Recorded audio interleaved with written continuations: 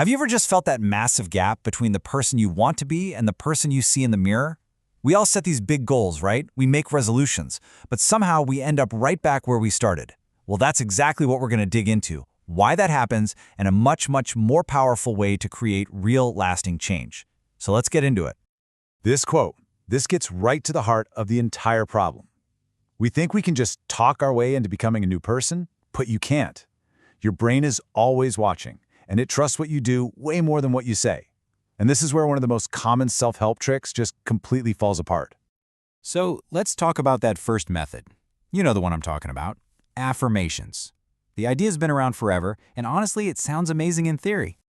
The whole idea is pretty simple, right? Just tell yourself you're confident or successful or whatever it is enough times, and eventually you'll start to believe it. It's that classic fake it till you make it approach. But here's the thing. Our brains have this built-in lie detector, and it creates a huge roadblock.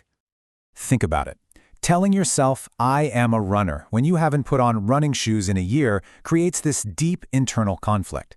Your subconscious, which, like we said, is not easily fooled, it just looks around for the evidence and finds nothing. It sees your behavior and just rejects the claim, creating this kind of mental static. And that mental static we were just talking about? Yeah, it's got a name, cognitive dissonance. It's that uncomfortable feeling you get from saying one thing but doing another. And our brains absolutely hate feeling this way. So to fix it, the brain almost always sides with the hard evidence, your actions, not the words you're saying. So here's the kicker. It was never about what we say. The real quote from Aristotle is, "We are what we repeatedly do." Excellence is a habit. It's built brick by brick through action. Okay, so if affirmations aren't the answer, what about setting huge goals? And that brings us to the second big myth of self-improvement. This idea that success is all about setting these massive, ambitious goals. We're taught to stare at the finish line, but we completely forget about how to actually run the race. Let's just break down why a goals-only approach is so flawed. I mean, look at that first point. Winners and losers have the exact same goals. Every athlete at the Olympics wants to win a gold medal, right? But only a few actually do. The goal isn't what separates them. And then what happens after you hit a goal? Say you run a marathon. The motivation that got you there just vanishes, and you can slide right back into your old routines. And there's another massive problem with focusing only on the outcome. We expect our hard work to pay off in this nice, straight, steady line. You know, you put in the effort, you expect to see the results immediately. But that's just not how reality works. Now this chart right here is everything. At the start, our actual progress is so small it's almost invisible. This huge gap between what we expect to see and what we actually see is what author James Clear calls the Valley of Disappointment. And this is the danger zone. This is where most people quit, thinking their efforts are wasted, when really, the biggest results are still just around the corner. So we have to flip our focus. Goals are great, don't get me wrong. They tell you where you're going. They're the destination on the map. But it's the system, the daily process, that's the engine that actually moves the car forward. So if goals aren't the whole story, what is? Well, that leads us to a much more powerful way to change. Okay, this right here, this is the real secret sauce. This is the engine of real, lasting change.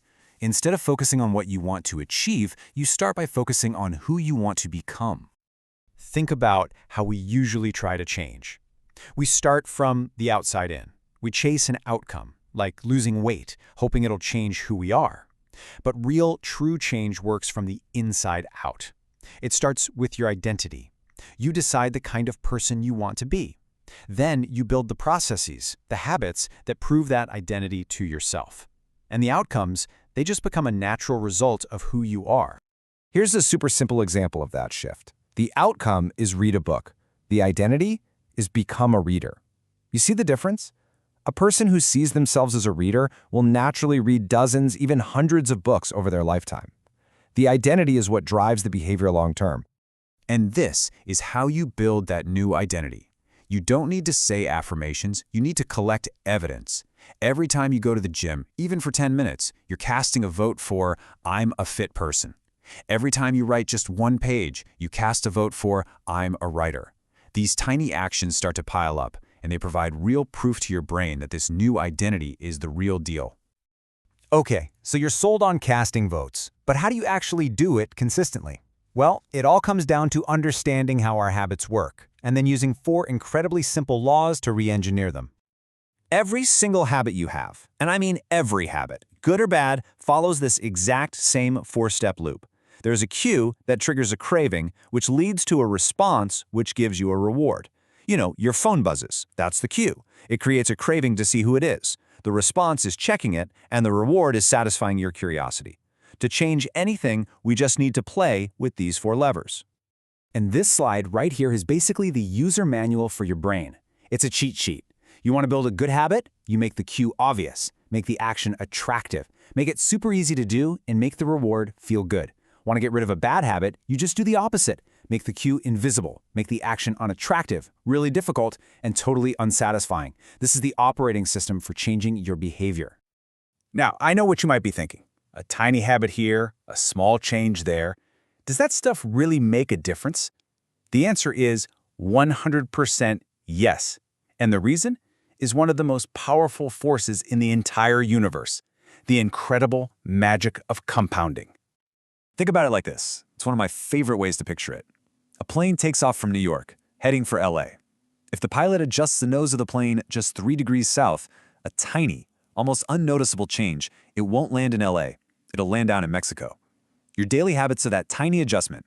They set your trajectory, and over time, they determine your destination. Just look at this number for a second. 37.78. What on earth could that mean? Well, it represents the absolutely mind-blowing power of getting just a tiny bit better every single day. That's right. If you can get just 1% better at something each day for a year, you won't be 365% better at the end. Because of compounding, you'll be nearly 38 times better. That's the math of atomic habits. It's how small, seemingly insignificant gains explode into unbelievable results. And really, that brings us full circle. That's the ultimate lesson here. We're always looking for that one big moment, that massive, life-altering transformation. But real, lasting success isn't built that way. It's built in the quiet, consistent, day-in and day-out repetition of our daily habits. So, I want to leave you with this one question to really think about. It's not about trying to overhaul your entire life by tomorrow morning. It's about finding that one small positive action, that single vote for the person you want to become, and just asking yourself, what happens if I start today?